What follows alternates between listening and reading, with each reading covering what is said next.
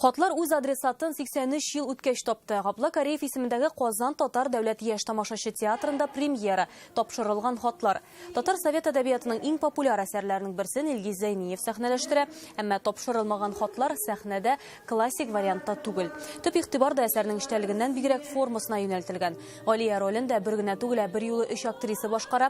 Финалда Вәли кем белән очрашачагы да шубага салып билгеләнә. Шулай ук хатларда сәхнәдә көтелмәгән персонажлар, сүнгән йолдызлардагы Мәхдүм һәм Шекспирның Гамлеты да пәйда булачак. Татар театры сәхнәсендә аларны беренче тапкыр хатын-кызлар уйный. Спектакльнең премьерасы 23, 24 һәм 31 майга билгеләнгән. Без матур итеп, җылы итеп яратырга өйрәнәбез.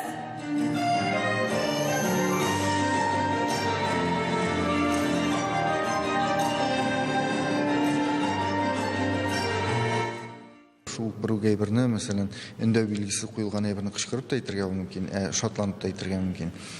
Шуңа күрә бу бер яктан Галияның 3 төрле халәте булса, 3 төрле Галия булса, икенче яктан инде ул безнең Галияны эзләү, без нинди булган ул Галия.